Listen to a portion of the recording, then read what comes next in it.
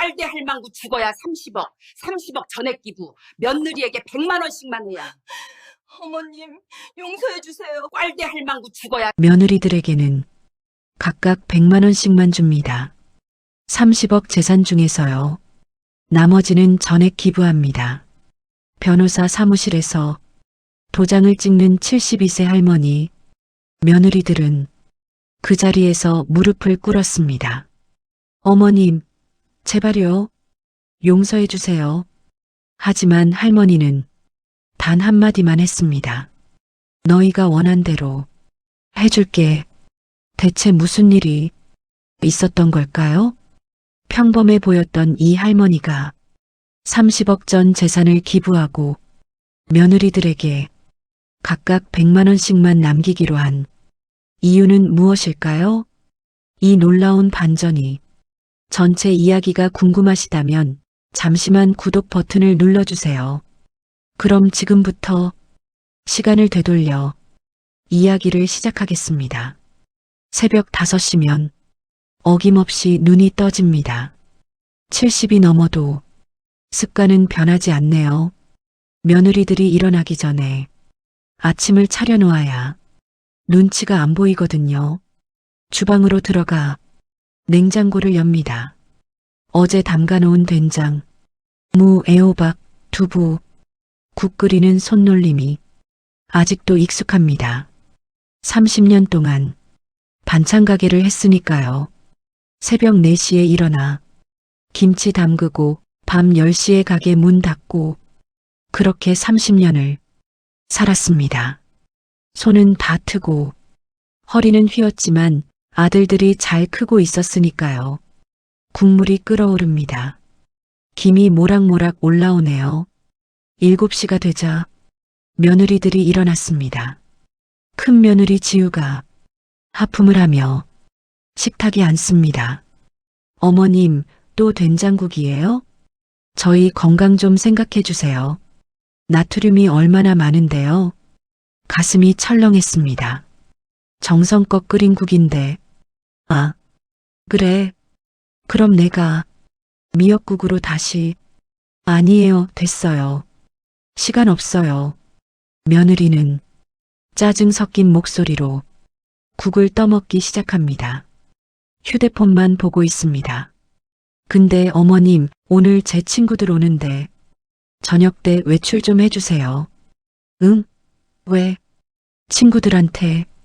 어머님 보이면 좀 그래서요. 제가 시어머니랑 사는 거 알면 뭐라 할까봐. 순간 숨이 막혔습니다. 가슴이 찢어지는 것 같았어요. 하지만 참았습니다. 며느리 기분 상하게 하면 아들이 힘들어 하거든요. 큰아들 준호가 서둘러 현관으로 갑니다. 엄마, 저 출근해요.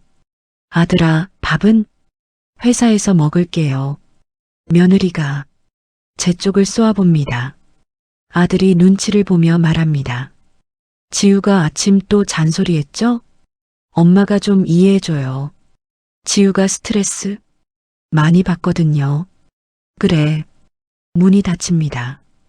혼자 남았습니다. 아들을 대학은 보냈어요. 반찬 가게에서 번 돈으로 등록금 내느라 허리띠 졸라매고 겨울에도 난방 안 틀고 버텼습니다. 그렇게 키운 아들이 이제는 아내 편만 듭니다. 그래도 괜찮아요. 아들이 행복하면 되니까요. 작은 며느리 수연이가 밝은 목소리로 말합니다. 어머님, 제가 오늘 학교 일찍 끝나서 저녁 제가 할게요. 그래, 고맙다 수연아. 어머님은 좀 쉬세요. 항상 고생만 하시는데 수연이는 그래도 착한 것 같아요. 큰 며느리 지우보다는 훨씬 낫죠. 늘 웃으며 인사하고 가끔 과일도 사다 줍니다. 그래서 저는 수연이를 믿었어요. 하지만 그것이 제 착각이었다는 걸 곧 알게 됩니다. 며느리들이 출근하고 나면 집안 청소를 합니다.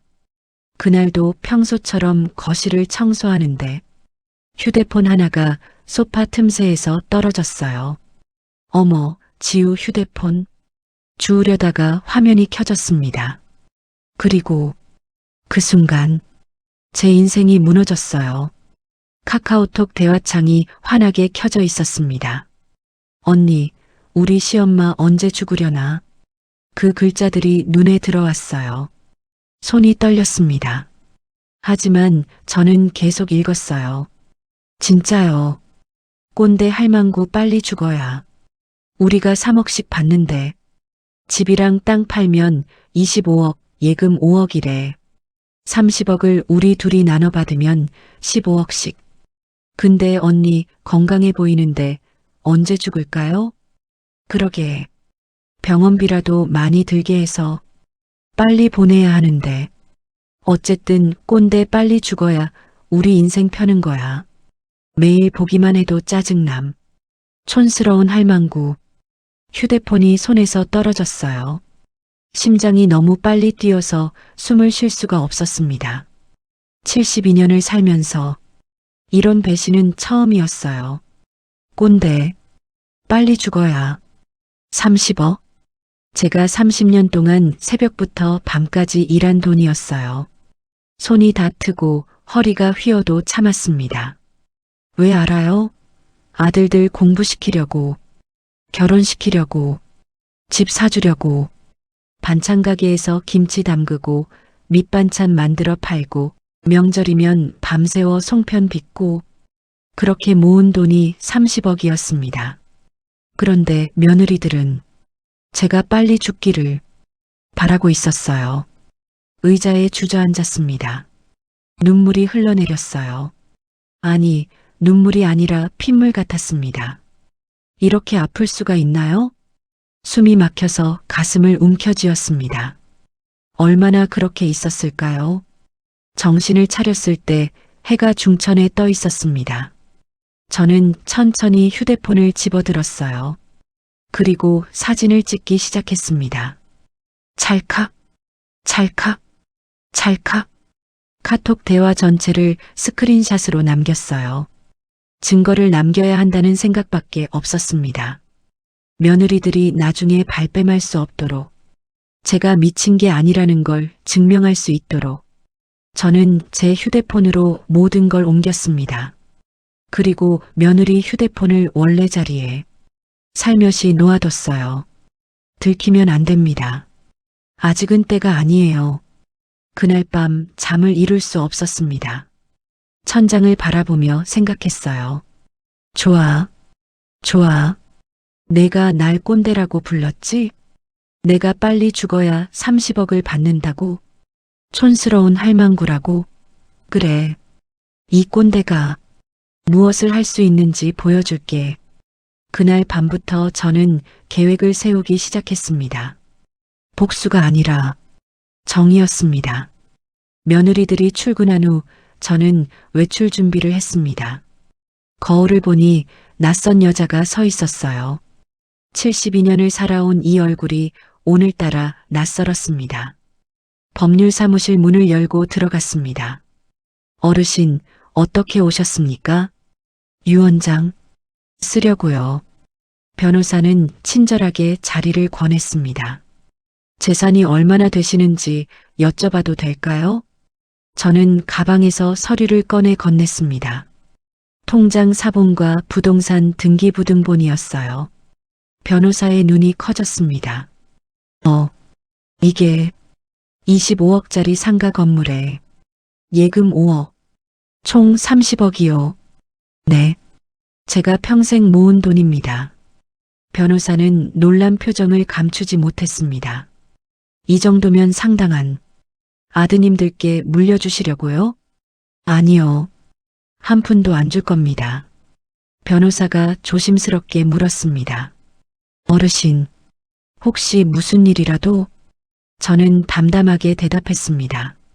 며느리들이 저를 꼰대라고 불렀어요. 빨리 죽어야 30억을 받는다고 했죠. 증거도 있습니다. 휴대폰을 꺼내 사진을 보여줬습니다. 변호사는 카톡 대화를 읽더니 한숨을 쉬었습니다. 이해했습니다. 어떻게 하시겠습니까? 첫째, 상가 건물 25억은 전액. 사랑의 집짓기 운동본부에 기부합니다. 둘째, 예금 5억 중 4억 9,800만 원은 사회복지공동모금회에 기부합니다. 셋째, 큰 며느리 한지우에게 100만 원, 작은 며느리 이수연에게 100만 원, 총 200만 원만 유산으로 남깁니다. 변호사가 펜을 멈추고 물었습니다. 아드님들께는? 아들들한테는 1원도 없습니다. 이유를 명시해야 하는데요. 저는 또박또박 말했습니다. 며느리들이 나를 꼰대라 부르며 빨리 죽기를 바랐다. 그들이 원한 대로 각자 100만 원씩만 준다.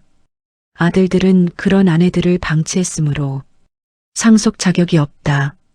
변호사가 고개를 끄덕이며 작성했습니다. 공증하시겠습니까? 네, 지금 바로요. 도장을 찍었습니다.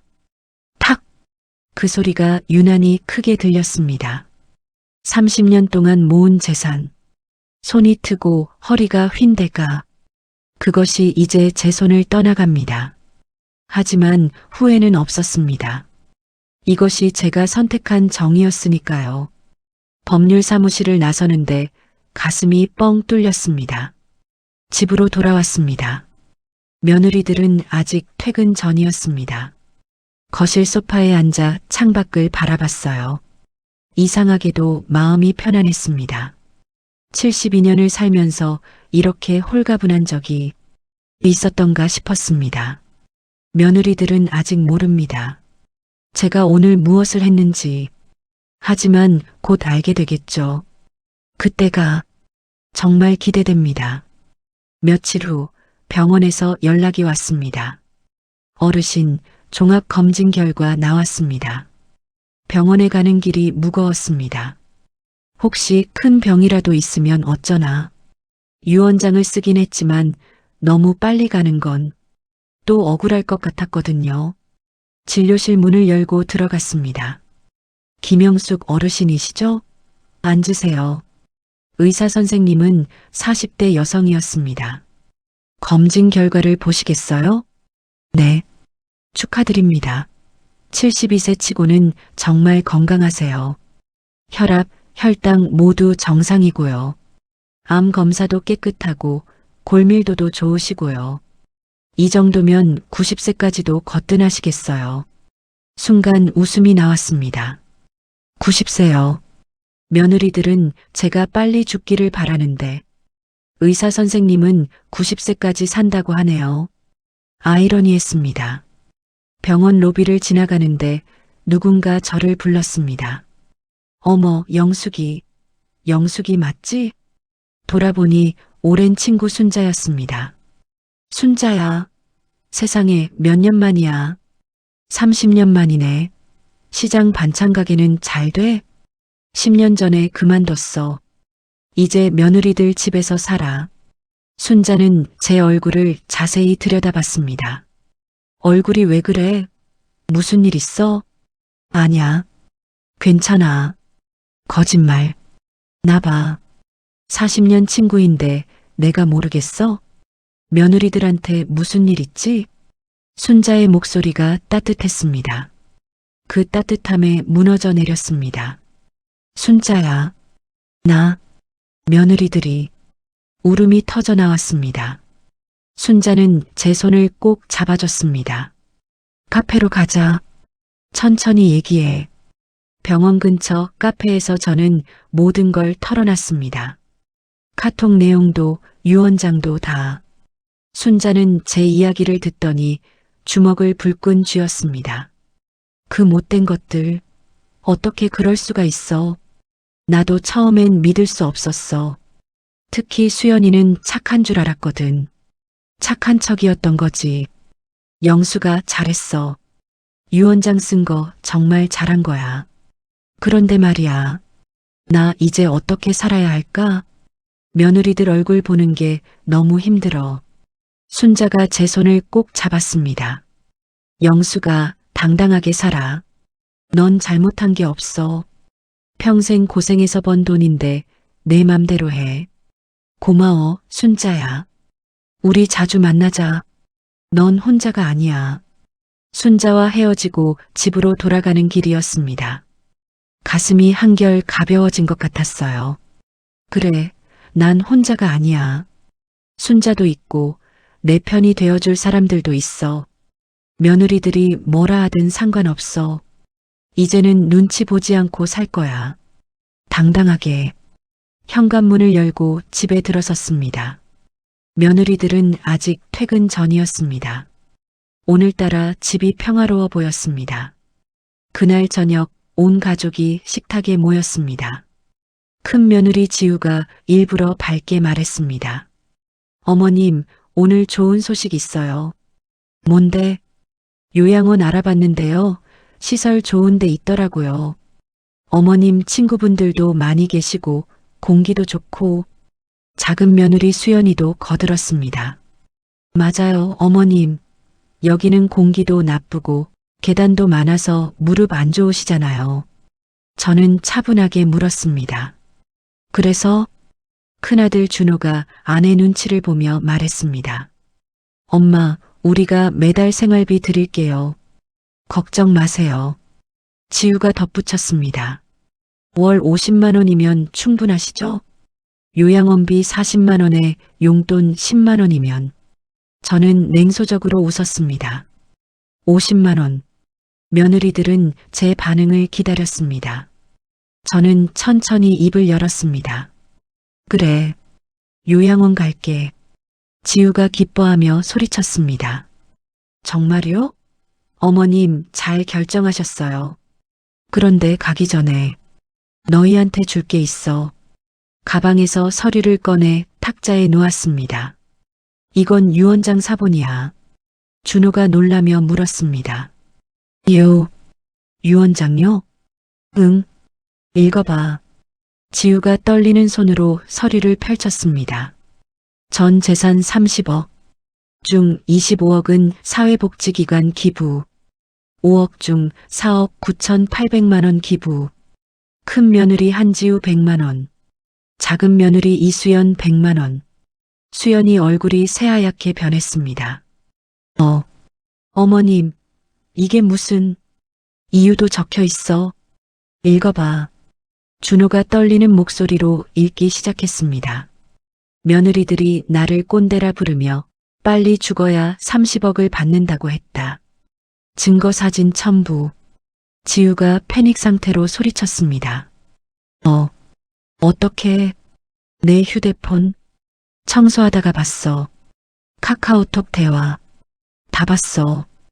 꼰대 할망구 빨리 죽어야 30억. 촌스러운 할망구. 병원비 많이 들게 해서 빨리 보내야 한다.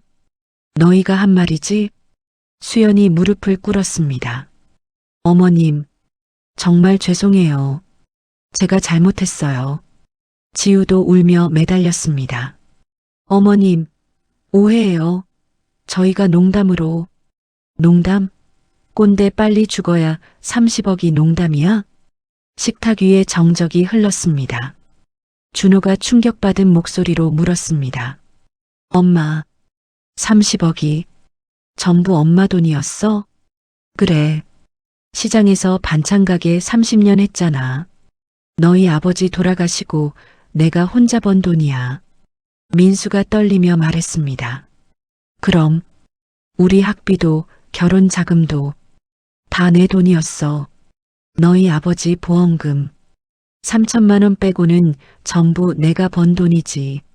준호가 무릎을 꿇었습니다. 엄마, 미안해. 나는 몰랐어. 몰랐어? 아니면 모른 척했어? 내 아내가 나한테 어떻게 대하는지 다 봤잖아. 근데 한 번도 말리지 않았어. 지우가 의자를 넘어뜨리며 일어났습니다. 어머님, 제발요. 저 정말 잘못했어요. 용서해 주세요. 유 원장 좀 다시. 저는 냉정하게 말했습니다. 용서? 너희가 나한테 뭐라고 했는지 기억해? 수연이 바닥에 엎드렸습니다. 어머님, 죽을 죄를 지었어요. 다시는 안 그럴게요. 제발. 나는 30년 동안 새벽 4시에 일어나서 김장 담그고 밤 10시에 가게 문 닫았어. 손이 다 트고 허리가 휘어도 참았어. 왜 알아? 아들들 공부시키려고, 결혼시키려고, 집 사주려고. 그런데 너희는 나한테 뭐라고 했어? 꼰대 할망구, 촌스러운 할망구, 빨리 죽어야 30억. 지우가 울부짖었습니다. 어머님, 정말 미안해요. 다시는 안 그럴게요. 저는 계속 말을 이어갔습니다. 시장에서 30년. 새벽마다 김치 담그고 밑반찬 만들어 팔았어. 겨울엔 손이 트고 여름엔 더위에 쓰러질 뻔했지. 그래도 참았어. 아들들 때문에. 준호 대학 등록금 내느라 겨울에 난방도 안 틀고 이불 2장 덮고 잤어. 민수 결혼할 때 전세금 2억. 그것도 내가 마련해줬어. 너희 결혼식 예물, 신혼집 가전제품 다 누가 사줬는지 알아? 이 촌스러운 할망구가 다 해줬어. 그런데 너희는 나보고 빨리 죽으라고 했어. 병원비 많이 들게 해서 빨리 보내야 한다고. 준호가 흐느끼며 말했습니다.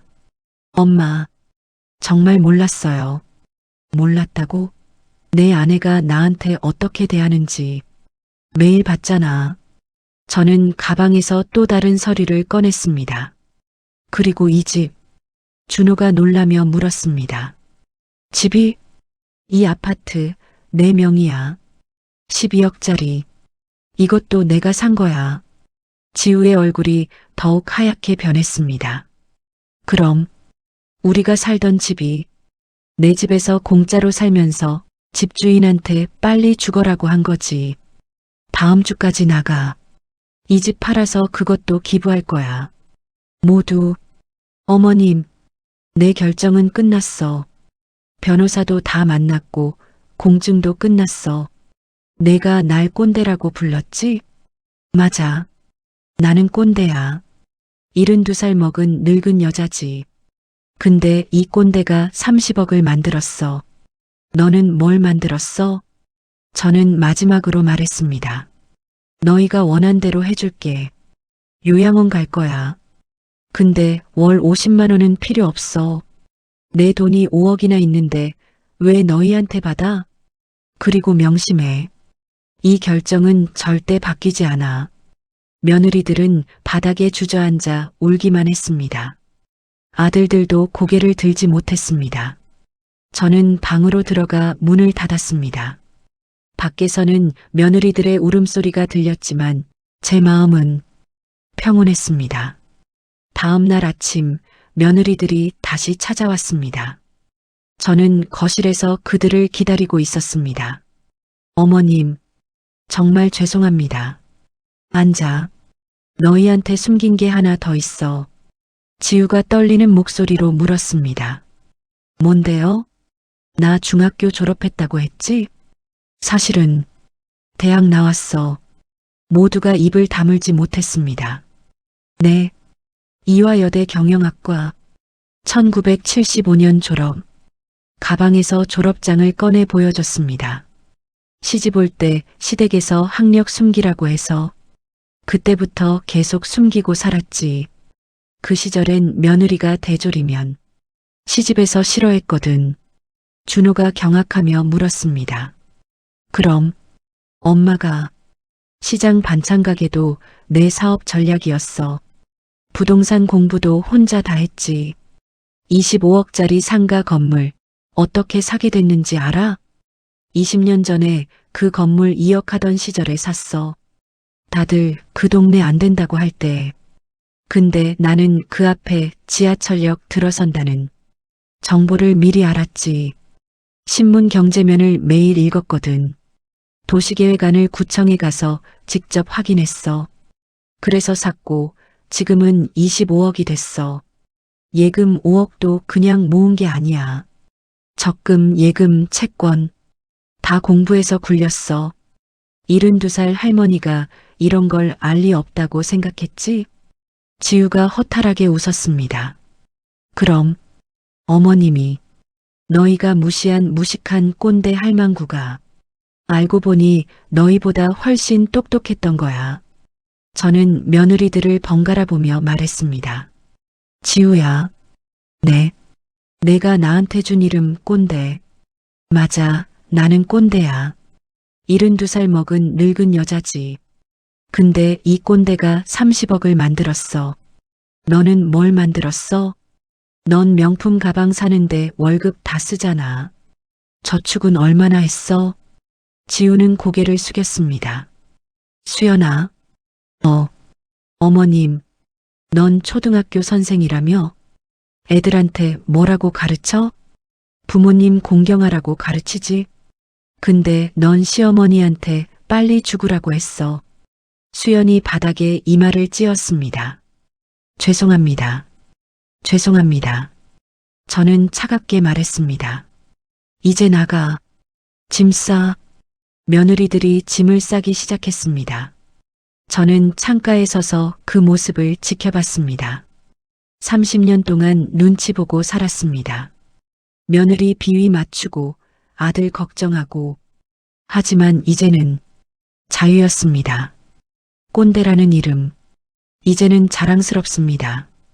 72년을 살며 당당하게 돈을 벌고 자식을 키우고 재산을 모았어요. 누구에게도 해를 끼치지 않고 정직하게 살았죠. 네, 제 이름은 꼰대입니다. 하지만 이 꼰대는 당당합니다. 6개월이 지났습니다. 저는 요양원에 살고 있어요. 하지만 제가 선택한 곳은 며느리들이 알아본 월 40만 원짜리가 아니라 월 300만 원짜리 프리미엄 요양원입니다. 정원을 거닐며 친구 순자와 이야기를 나눕니다. 영수가 이 요양원 정말 좋다. 너 혼자만 알 건가? 그러게. 여기 와서 살이 5kg이나 쪘어. 건강검진도 여기서 다 해주고 운동 프로그램도 있고 호텔 같아. 며느리들은 나 50만 원으로 보내려고 했는데 나는 300만 원짜리에서 살고 있어. 내 돈으로. 순자가 웃으며 말했습니다. 잘했어, 영수가. 당당하게 사는 거야. 네, 이제는 당당합니다. 며느리들은 매일 전화해요.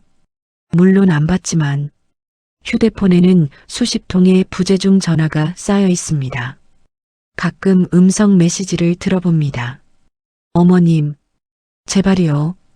저 정말 잘못했어요. 용서해 주세요. 유언장 좀. 음성 메시지를 삭제합니다. 집에서 쫓겨난 며느리들은 월세살이를 한다고 하더군요. 남편들 월급으로는 예전 생활 수준을 못 유지한대요. 명품은 다 팔았다던데. 지우는 회사도 그만뒀다고 들었어요. 수연이는 학교에서 힘들다고 하고요. 하지만 저는 동정심이 들지 않았습니다. 그들이 저한테 한 행동을 생각하면요. 매주 토요일 오후 3시 아들들이 찾아옵니다. 엄마, 앉아. 준호와 민수는 조심스럽게 의자에 앉습니다. 엄마, 지우랑 이혼했어. 그래. 수연이랑도 별거 중이에요. 엄마가 얼마나 고생했는지 이제야 알았어요. 저는 조용히 말했습니다. 유산은 못 줘. 이미 기부하기로 했으니까. 알아요, 엄마. 그건 바라지도 않아요. 그냥 엄마가 건강하게 오래 사셨으면 좋겠어요. 준호가 눈물을 흘렸습니다. 정말 미안해요, 엄마. 저도 잘못했어요. 저는 한숨을 쉬었습니다. 알았어. 용서는 아직 못하지만 그래도 매주 와. 30분씩만. 고마워요, 엄마. 며느리들이 저를 꼰대라고 불렀을 때 처음엔 가슴이 무너지는 것 같았습니다. 72년을 살면서 이런 배신은 처음이었거든요. 하지만 이제 알아요. 그건 제 잘못이 아니었어요. 제가 무식해서도 촌스러워서도 아니었어요. 그들이 탐욕스러웠던 거죠. 30억을 기부하기로 한 건 후회하지 않아요. 제 돈이 저를 빨리 죽으라고 한 사람들에게 가는 것보다 정말 도움이 필요한 사람들에게 가는 게 훨씬 가치 있으니까요. 요양원 친구들은 제 이야기를 듣고 다들 통쾌해 합니다. 영숙이 잘했어. 라고요. 저는 이제 행복합니다. 제 인생을 되찾았거든요. 네, 제 이름은 꼰대입니다. 하지만 이 꼰대는 당당합니다. 며느리가 카톡에 꼰대 빨리 죽어야 30억이라고 쓴 날 72세 김영숙 할머니의 인생은 바뀌었습니다. 30억 전 재산을 기부하고 며느리들에게는 각각 100만 원씩만 남긴 그녀의 선택. 그것은 복수가 아니라 존엄의 회복이었습니다. 평범해 보이는 사람들의 숨겨진 이야기. 이 채널에서 매일 만나보세요. 구독과 좋아요는 큰 힘이 됩니다. 알림 설정까지 해두시면 새로운 이야기를 가장 먼저 만나보실 수 있습니다. 여러분의 이야기도 들려주세요. 댓글로 함께 나눠주시면 감사하겠습니다. 오늘도 시청해주셔서 감사합니다.